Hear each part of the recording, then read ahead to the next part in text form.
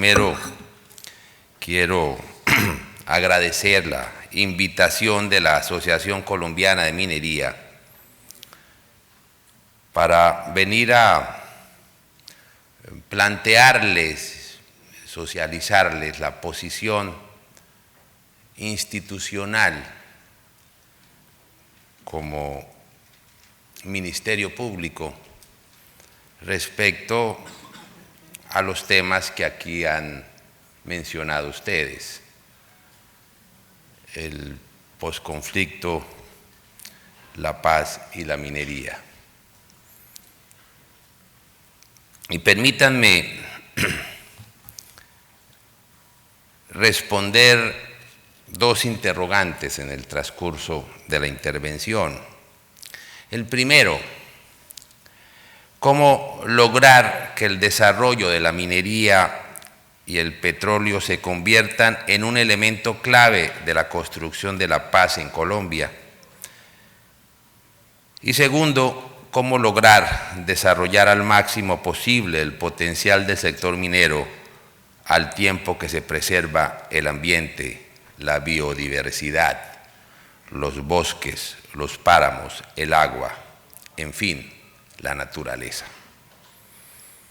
En el Estado social de derecho y bajo el principio de legalidad, el ejercicio de la actividad minera se encuentra sometido a diferentes instrumentos de control que buscan concretar y hacer eficaz el principio de desarrollo sostenible. La variable ambiental no es un asunto residual. Por el contrario, tanto instrumentos internacionales como la Carta Política y nuestro sistema legal vigente establecen un catálogo amplio de parámetros que apuntan al cuidado, administración, sostenibilidad y uso razonable de los recursos naturales. En efecto, son diversos los convenios y tratados suscritos y ratificados por Colombia, cuyo fin esencial es el compromiso supranacional tendiente a la conservación de la biodiversidad y el ambiente.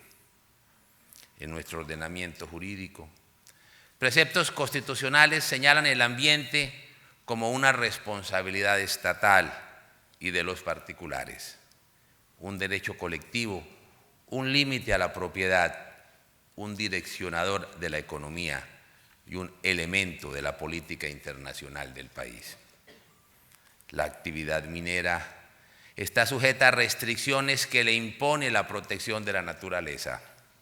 Esto no se debe pasar por alto en el otorgamiento de las licencias, como tampoco el cumplimiento de otros requisitos vinculados a derechos fundamentales, como la consulta previa. Hace algo más de un mes estuve en la Sierra Nevada de Santa Marta atendiendo una invitación de las autoridades del pueblo Arhuaco.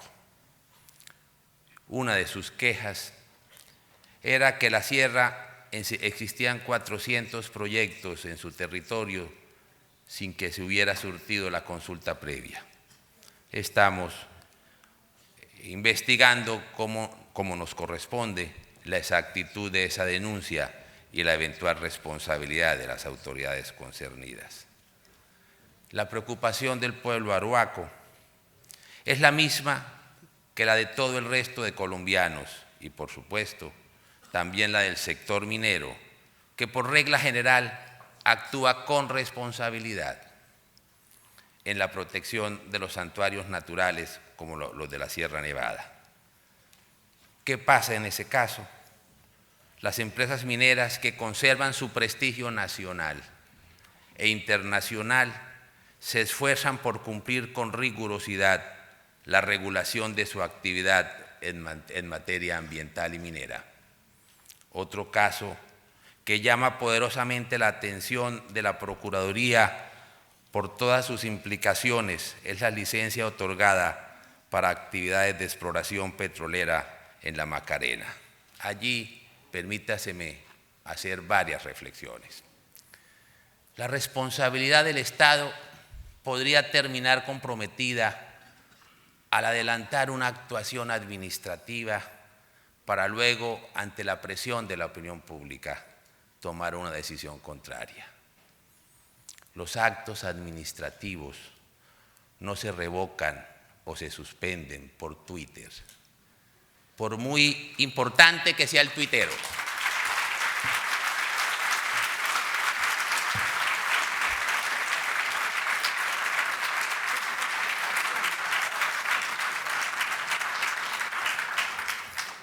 Los actos administrativos no se revocan o se suspenden por Twitter, por muy importante que sea el tuitero. En derecho, las cosas se hacen como se deshacen, o se deshacen como se hacen. Lo cierto es que la situación presentada afecta gravemente la confianza en las reglas de juego para el sector. Las decisiones no se pueden tomar pensando en las encuestas o en la presión de coyuntura. Resulta absurdo que en un proceso de licenciamiento de casi 5 años, la autoridad correspondiente solo se percate del impacto que tendría el otorgamiento de la licencia en la Macarena cuando se desata el escándalo. Me pregunto, solo me pregunto, ¿imprevisión? ¿Irresponsabilidad? ¿Conveniencia? ¿O todas las anteriores? ¿Qué hubiera pasado si el hecho no lo conoce la opinión pública? Este capítulo afectó también la imagen del sector minero ante la opinión pública y la del propio gobierno, al igual que deterioró la imagen del Estado frente a la inversión del sector privado en la actividad extractiva. Soy un defensor de la Macarena y de la Sierra Nevada por razones jurídicas, por convicción personal y por lo que representan para los colombianos. En criterio personal, absolutamente personal, considero que al gobierno y al Congreso, la sociedad entera, deberían abrir una discusión. Más allá de los aspectos técnicos, jurídicos y ambientales, que por supuesto deben tenerse en cuenta, el país debería identificar unas zonas de territorio que por su riqueza natural, su importancia como elemento de identidad nacional y por su carácter estratégico, en ningún caso, bajo ninguna justificación, puedan ser objeto de actividades de exploración y explotación de recursos naturales. Eso es importante, entre otras cosas, para que el sector privado tenga claro dónde sí puede cumplir su labor y dónde no. Se necesitan reglas claras y no cambios abruptos que espantan la inversión. En los próximos años, la biodiversidad y el agua serán un recurso cada vez más escaso.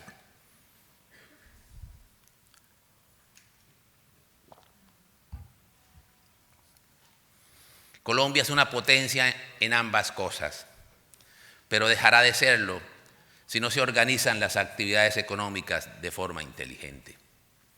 No se trata de que no exista minería, como muchos propugnan, sino que sea minería responsable, precisamente el propósito que los une a todos ustedes. La seguridad jurídica que el sector privado requiere comprende que las reglas que existan se cumplan, se acaten, se respeten y se hagan respetar por las autoridades estatales.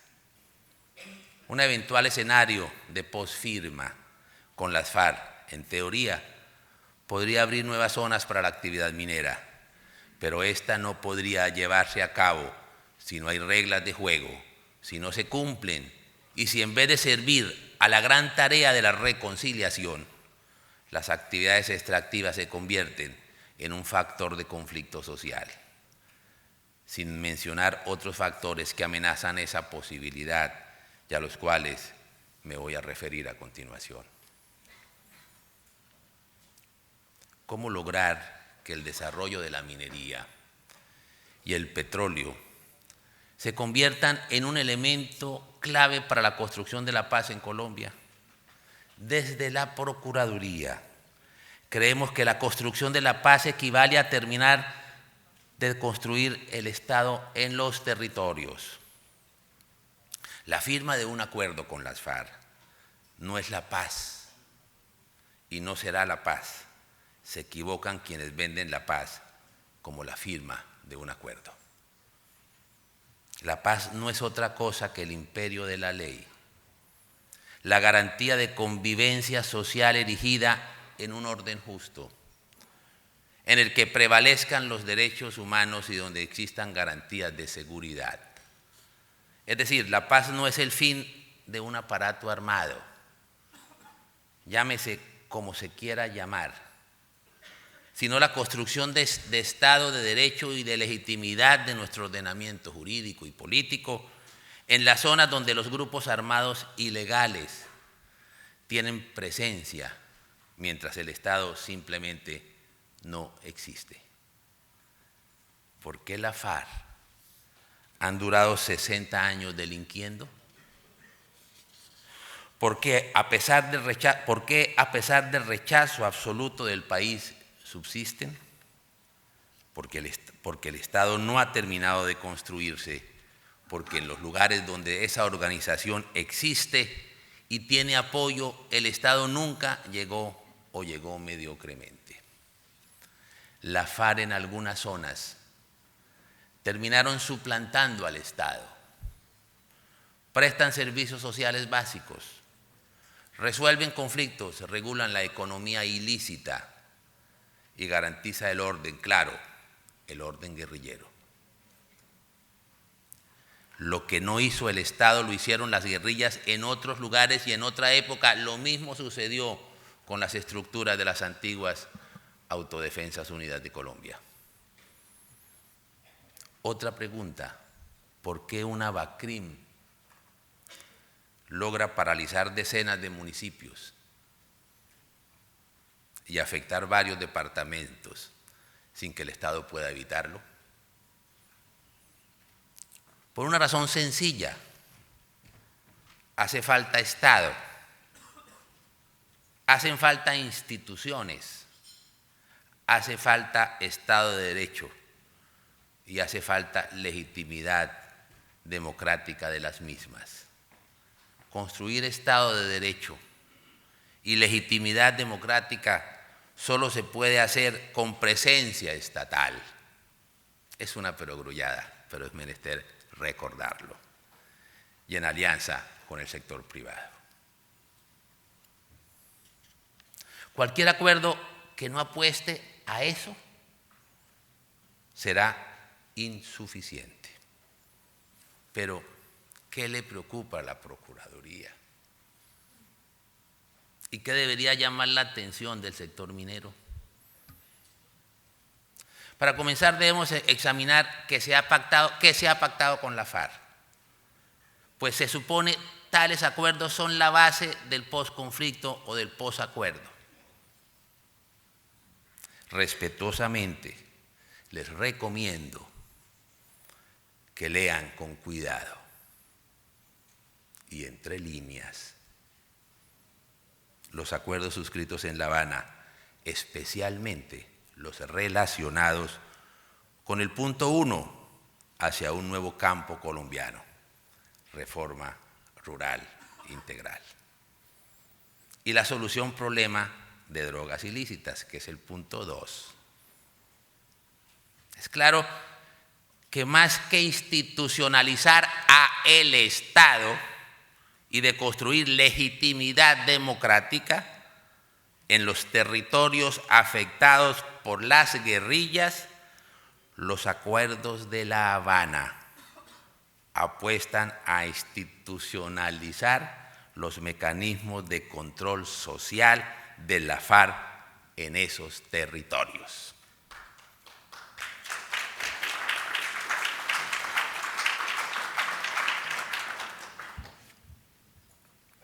Cuando se habla de esto, estoy acostumbrado a las caras de sorpresa. Aquí no tanto, porque ustedes lo han sufrido, pero normalmente, ya que se encrispen y señalen como enemigo de la paz. El país no conoce la complejidad en el territorio de un grupo como las FARC y el entramado social, político y económico que han construido durante 6 décadas. Cuando se visitan los territorios, se habla con sus habitantes, se escucha a los desmovilizados, se conoce su historia, se investiga lo que pasa en esos territorios, se entiende plenamente lo que están pactando en La Habana. ¿Quién dijo que la FARC va a un proceso de negociación a entregar lo que ellos consideran han consolidado? Ante la ausencia del Estado y la ineptitud institucional. ¿Quién dijo que la FARC renunciaron a la toma del poder o al control territorial? Por el contrario, la negociación y los acuerdos se enmarcan plenamente en su tradicional concepción estratégica. Señoras y señores, mientras el país se distrae en la discusión sobre la impunidad y la participación política de responsables de crímenes atroces, lo importante de la negociación ha pasado inadvertida. ¿Qué es lo importante para las FARC? El territorio, más aún, el control territorial. De los textos de los acuerdos se desprende que el núcleo de la negociación con ese grupo está en tener un régimen jurídico especial y diferenciado, subrayo, un régimen jurídico especial y diferenciado, al que se aplica al resto del país respecto de las zonas del territorio que se califican como afectados por el conflicto, pero coincidente con aquellas que están o han estado bajo influencia del grupo armado. Un punto clave de los acuerdos es el tema agrario, como ustedes saben, como el eje de la planeación y la ejecución de la transformación estructural del campo son las organizaciones campesinas y las zonas priorizadas, en su mayoría de importante presencia de las FARC y de control territorial de las FARC. El grupo consigue a través de ese medio aumentar el control sobre la población y sobre el territorio. Por ejemplo, serán esas organizaciones ciudadanas, bajo la influencia del hoy aparato armado, las que jueguen un papel decisivo en la formalización de la tierra o en la adjudicación de la tierra gratuita. Es lógico que en la estrategia del control social y dominio territorial, esa potestad se emplee para fortalecerlo, utilizando la ejecución de los programas pactados en materia de educación, salud, infraestructura, subsidios y en general con relación a los programas de desarrollo con enfoque territorial y los planes nacionales para la reforma rural integral. Detrás del principio de participación ciudadana, que suena muy bonito, se esconde una realidad. En algunas zonas, las FARC han organizado aparatos que controlan y a través de los cuales pretenden controlar los territorios en un posconflicto. Hay que tenerlo claro. En algunas zonas, las FARC, repito, han organizado aparatos que controlan y a través de los cuales pretenden controlar los territorios en un posconflicto. Ha faltado sinceridad del gobierno en este punto. Al país hay que decirle las cosas, porque ello es relevante para la actividad empresarial, por el potencial de creación de guetos que tiene la implementación del acuerdo. Guetos resultados de la combinación de diversos aspectos de lo acordado. Por ejemplo, los territorios en los que se implementen los acuerdos están atados a la llamada, comillas, lo dicen los acuerdos, economía campesina, familiar y comunitaria, cierro comillas. El documento no define ni precisa el alcance del modelo de economía campesina, familiar y comunitaria. Lo que sí deja es que la actividad económica sería definida con la participación de la comunidad y que será esta organizada en asociaciones las que tengan un papel determinante en varios asuntos como la comercialización de los productos. Sin duda, hay un sabor que riñe con los principios del libre mercado y competencia, para no hablar de planificación y socialismo. Pregunta: ¿qué pasará con la actividad minera en aquellas zonas donde esas organizaciones las rechacen? ¿Qué sucederá donde se diga que la actividad minera es incompatible con la economía campesina, familiar y comunitaria? ¿Acaso no se diría que prevalece el pacto de La Habana? ¿Qué implicaciones tendrá esto para la actividad minera y petrolera? Curiosamente, el sector privado no se menciona en ninguna parte de los acuerdos sobre la transformación estructural del campo. Otro aspecto relevante de lo convenido con la FARC es la consagración de la extinción administrativa del dominio por cumplimiento de la función social y ecológica de la propiedad y sobre las tierras inexplotadas aplicables en cualquier parte del territorio nacional. ¿Esto no pone en interinidad el derecho a la propiedad? Me pregunto. Los acuerdos se refieren a una concepción ordenada del territorio. Se dicen, comillas, concepción ordenada del territorio. ¿Cuál es ese nuevo orden territorial? ¿Qué impacto tendría en las actividades mineras y petroleras?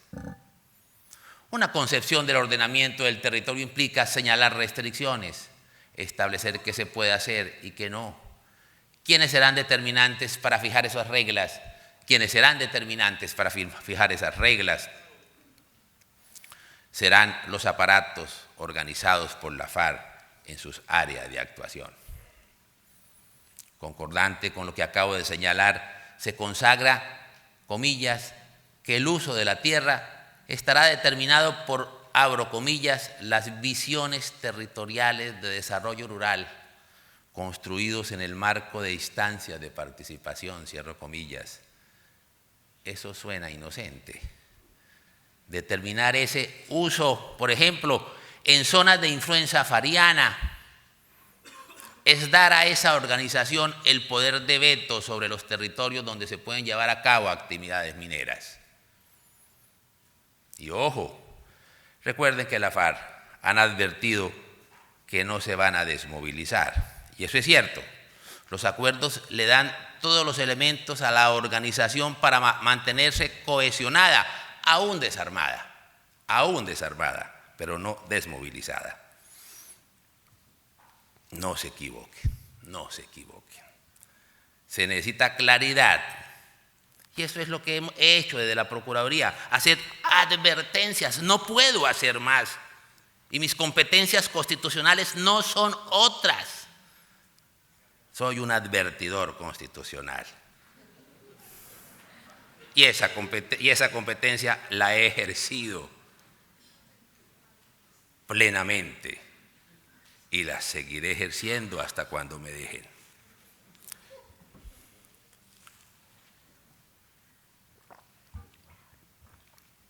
Se necesita claridad. Un punto más.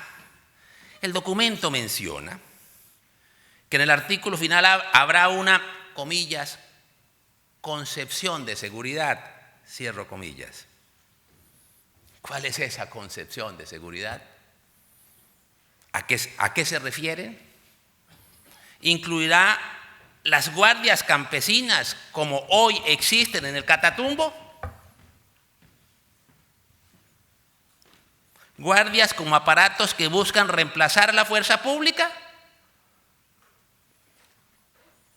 Pregunto, solo pregunto. Lo que pasa es que no responden. ¿Se refiere a nuevas formas paraestatales de seguridad? ¿O acaso es la gendarmería de la que habló el presidente en su visita a Francia el año pasado? Insisto en el interrogante, ¿qué implicaciones tendrá esto para la actividad minera y petrolera? En fin, los acuerdos y su implementación plantean una infinidad de interrogantes que es necesario absolver. Y si se absuelven satisfactoriamente, perfecto. Dios quiera que me equivoque. Pero desafortunadamente, en esos interrogantes, la Procuraduría no se ha equivocado. Hace un año, la Procuraduría, como cabeza del Ministerio Público, advirtió que a raíz de la suspensión de las fumigaciones con glifosato, iríamos a nadar en coca. Y estamos nadando en coca y un poco más. Las plantaciones de coca hoy bordean las 200.000 hectáreas, superando los niveles del año 2000. En fin, los acuerdos y su implementación plantean una infinidad de interrogantes que es necesario absolver. Los acuerdos no deben convertirse en una maraña de obstáculos para el sector privado, menos para obligar a las empresas a que en el futuro tengan que negociar con los aparatos de la FARC el uso del suelo, el ordenamiento territorial o la posibilidad de ingresar a realizar actividades mineras. A veces da la impresión que en el llamado posconflicto se cambia la extorsión que a través de las armas ejercen la FARC sobre las empresas mineras y petroleras por un conjunto de prerrogativas que someten a las mismas empresas a los aparatos que subsisten de ese grupo. La facultad de disponer del territorio es del Estado, conforme a parámetros constitucionales y legales. No se puede endosar a aparatos organizados en el territorio por las guerrillas. Esto que digo suena duro, pero les pido que comprendan que ese es mi papel. Debo advertir, debo señalar, debo prever los riesgos y alertar para que no ocurran. Es indispensable que los acuerdos de La Habana incorporen cláusulas que garanticen la inversión privada en todo el territorio, con las excepciones actuales y con las restricciones y procedimientos derivados del respeto al ambiente y a los derechos de los pueblos indígenas. Por un lado, y al margen de los riesgos que acabo de señalar, en mi concepto, el sector minero puede cumplir un papel fundamental en la construcción de la paz. Construir Estado de Derecho y legitimidad requiere una alianza entre el Estado y el sector privado. Se debe trabajar conjuntamente para que los diversos aportes que hace el sector privado estén enmarcados en planes regionales de desarrollo en las zonas afectadas por el conflicto. El sector privado no debe ser visto y no puede ser visto como el enemigo, sino como el aliado fundamental de las comunidades. La paz no puede ser paz si es concebida en contra de un sector particular. Los discursos que estigmatizan a los mineros no son discursos de paz. El sector privado puede cumplir una tarea espectacular, pero hay que generarle las condiciones para que pueda trabajar en los territorios. Eso implica garantías de seguridad. Recientemente hice pública una carta al Gobierno Nacional sobre la expansión de los cultivos ilícitos. Ustedes dirán, ¿y esto qué tiene que ver con los desafíos de la minería y del posconflicto? Pues demasiado.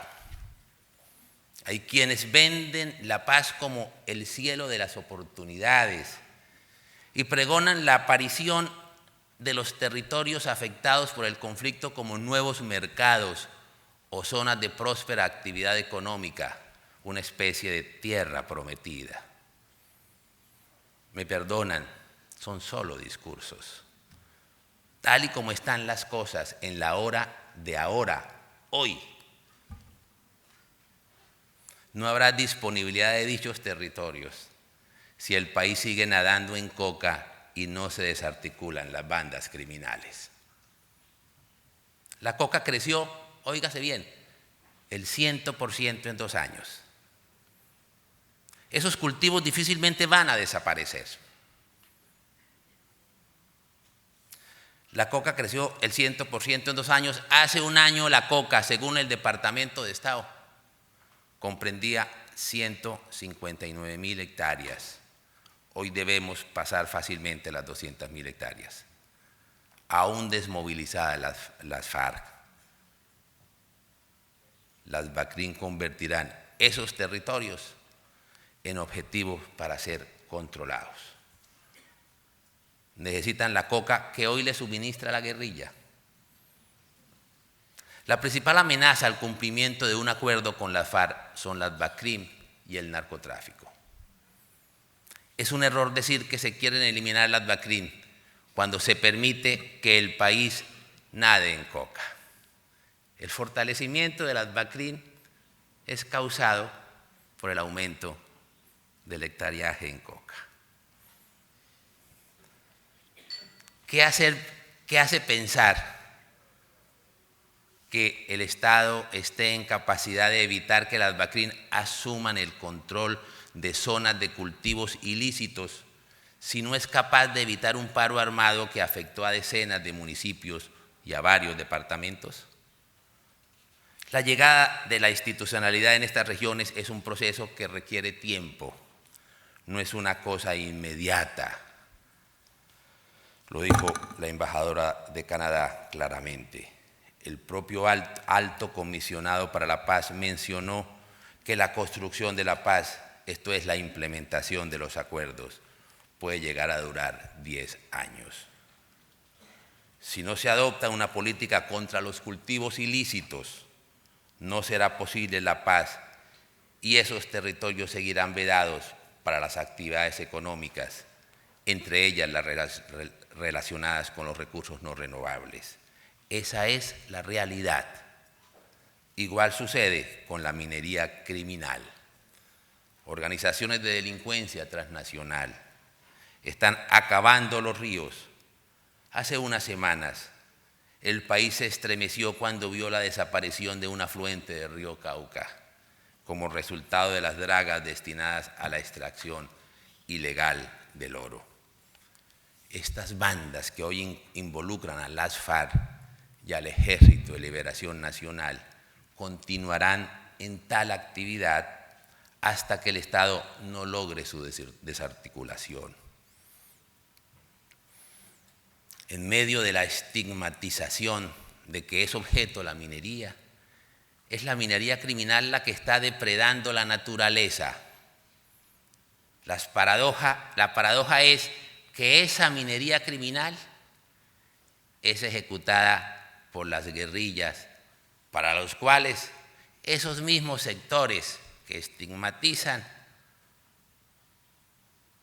a la minería legal reclaman impunidad y todo tipo de beneficios, entre ellos admitir el lavado de sus activos. Sería entonces lamentable que por las condiciones que acabo de señalar, en un escenario de posfirma de acuerdos con las FARC, no se estimulara el aprovechamiento óptimo de los recursos mineros. Es indiscutible que la minería responsable es una aliada del progreso de la nación, pues representa una gran oportunidad del desarrollo social y económico del país. Y las observaciones finales que la Procuraduría ha venido haciendo respecto al sector. Primero, es innegable su desaceleración, siendo preocupante la actual coyuntura que atraviesa la industria, la que además de padecer sistemáticas campañas de desprestigio, ha sido objeto de permanente censura por parte de críticos y corrientes radicales que juzgan y opinan sobre el negocio minero sin conocer a fondo su compleja estructura. Precisamente, con ocasión de las distintas solicitudes de acompañamiento preventivo que este organismo ha recibido en lo que concierne a las consultas populares, para someter a consideración de las poblaciones de los departamentos de Tolima, Casanare y Meta, lo referente a la prohibición de las actividades extractivas en estos territorios, hemos presentado a los mandatarios municipales algunas reflexiones de carácter normativo. El Ministerio Público les ha recomendado examinar el alcance de su competencia para proferir actos administrativos en los que se prohíban las actividades relacionadas con el aprovechamiento de tales recursos, por cuanto, además de contravenir el espíritu de preceptos superiores, los alcaldes incurrirían en una extralimitación en el ejercicio de funciones administrativas, toda vez que el Estado es el propietario de los recursos naturales no renovables y es de su resorte la planificación de su manejo y aprovechamiento. A este respecto, la Procuraduría ha sido enfática. No cabe duda sobre la plena vigencia del contenido normativo del artículo 37 del Código de Minas, que consagra la prohibición legal para las autoridades regionales, seccionales o locales de establecer zonas del territorio que queden permanente o transitoriamente excluidas de la minería y que fue declarado exequible por la Corte Constitucional. Mi obligación es defender el ordenamiento jurídico y eso es lo que dicen las normas.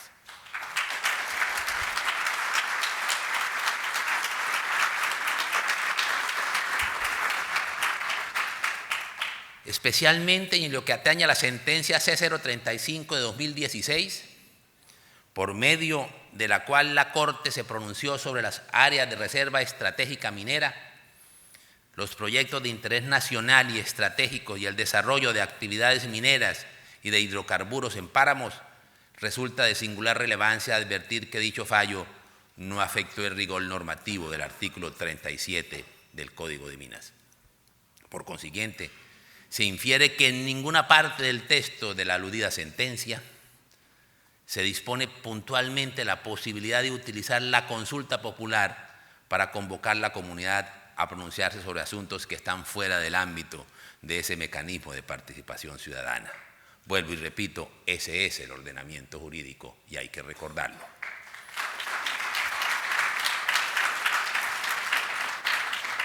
Ahora bien, en temas de participación ciudadana, la Constitución Política ha reconocido el derecho fundamental a la consulta previa de las comunidades indígenas, afrocolombianas, raizales y gitanos, que se registran en el área de influencia de un proyecto minero o petrolero con el fin de que manifiesten sus opiniones e inquietudes frente a su desarrollo, siendo función del Ministerio del Interior certificar la presencia o no de estas comunidades, por lo que resulta de suma importancia la veracidad de dicha información para brindar seguridad jurídica a los concesionarios y garantías reales de participación a las comunidades que gozan de ese derecho.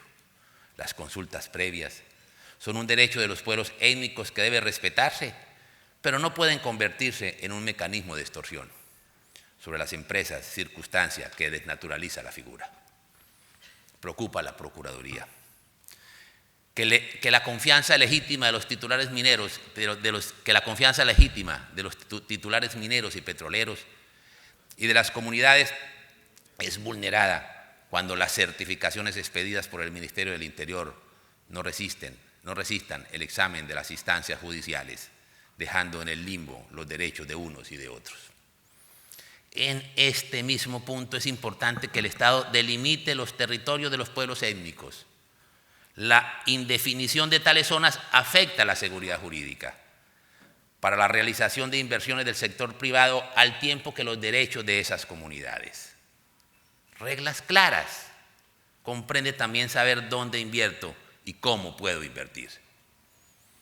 Soy consciente de la necesidad de proteger el medio ambiente y asegurar la subsistencia de las comunidades étnicas, y su defensa es parte de mis obligaciones constitucionales. Pero considero que ello debe hacerse de manera armónica con la consecución de otros fines constitucionales, como son promover la prosperidad general y reconocer el trabajo como un elemento fundante de la Constitución y el Estado colombiano, sin olvidar, en todo caso, la prevalencia de derechos fundamentales que establece la Constitución. Es importante que las decisiones judiciales en temas mineros y de hidrocarburos tenga en cuenta que serán los criminales quienes sustituirán a las empresas legales en las actividades extractivas. Al igual, el impacto que ciertas decisiones están teniendo y pueden tener en el desarrollo económico del país y de las regiones, la pérdida de puestos de trabajo, de regalías y la posibilidad de demandas cuantiosas contra la nación. Los jueces deben cumplir con rigurosidad su función y en eso la Procuraduría los respalda, pero hay que considerar todas las variables sobre las que llamo la atención. Todo esto me lleva a preguntar si el gobierno, al decidir y profundizar en la política de abrir nuestra economía y suscribir tratados de libre comercio, estableció los riesgos y previó situaciones como las que comienza a evidenciarse. Por otro lado, son inquietantes los constantes bloqueos de vías por parte de comunidades. Por supuesto que los ciudadanos pueden expresarse, movilizarse y protestar, y la Procuraduría debe proteger ese derecho. Pero eso es una cosa, como diría Pedro Grullo, una cosa es una cosa y otra cosa es otra cosa. Cosa muy distinta es que aquellos episodios en los que se empleen acciones de fuerza que violan la ley. Muchas situaciones de esas son protagonizadas por personas que, siendo ajenas al área de influencia de los respectivos proyectos, se oponen al desarrollo de las actividades exploratorias o extractivas. Ocurre en diversas regiones, entre ellas en el Putumayo, en Casanare, en el Cesar, en Meta y en Santander. En esos eventos se busca la parálisis de las operaciones en términos que han excedido en algunos eventos los 30 días, con gravísimas consecuencias de índole económico, técnico y operativo. No son pocos los territorios donde vemos que la falta de políticas acordes con la realidad que se vive en las regiones y la ausencia de unas reglas claras terminan creando un conflicto social con gravísimas consecuencias, y empresas que, aún teniendo un título y licencia ambiental, no pueden ejecutar sus proyectos debido a los constantes bloqueos de la comunidad, en ocasiones por la presión de grupos al margen de la ley que desean controlar la actividad en la zona. No se trata de protestas de las comunidades, sino de la ejecución de agendas de otra índole, en algunas situaciones vinculadas a grupos ilegales. Los organismos de seguridad y el aparato judicial deben actuar con severidad. No se puede permitir que con disfraz de protesta legítima se ejecuten planes criminales.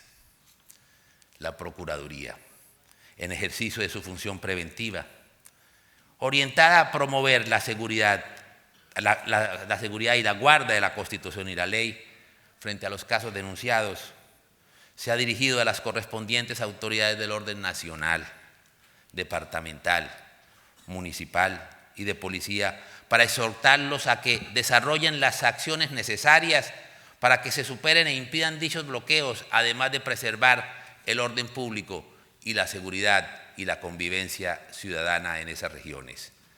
Igualmente, acompañamos la realización de mesas de trabajo que tienen por objeto superar las diferencias y absorber las dudas o inquietudes en torno a las controversias. En síntesis, los acuerdos de La Habana y las situaciones antes expuestas no deben afectar la iniciativa privada, ni vetar por razones políticas la actividad minera en el territorio, siempre y cuando se respeten los estándares en materia ambiental, la consulta previa y el internacional. Procede igualmente concretar acciones reales en las que prevalezcan la seguridad y estabilidad jurídica, condiciones necesarias para la inversión y la actividad del sector, con el propósito de hacer una minería responsable y bien hecha, que continúe generando significativas oportunidades de crecimiento para el país. Se requiere, de manera similar, de una política pública que otorgue certidumbre a los inversionistas, que permita reactivar la industria y estimule el fortalecimiento de los proyectos actuales, definiendo al mismo tiempo con celeridad y eficiencia los que a la fecha se encuentran en trámite. Urge, por tanto, trazar efectivas estrategias para volver a atraer la inversión, fundada en las reglas claras y estables, pues es lamentable que Colombia se haya situado en el puesto 92 entre 109 países en la última encuesta de percepción de inversionistas del sector a nivel mundial, realizado por el Instituto Fraser de Canadá. Es conveniente abrir un debate sobre la necesidad de crear jueces especializados en asuntos mineros, de hidrocarburos y medio ambiente, que estén capacitados para decidir sobre estos asuntos y de esta manera obtener decisiones ajustadas a derecho, dejando en lado el sarampión del populismo constitucional y que incorporen la realidad social, la economía y cultural del país. Bueno, podría seguir con otras consideraciones, pero les agradezco la paciencia. Muchas gracias.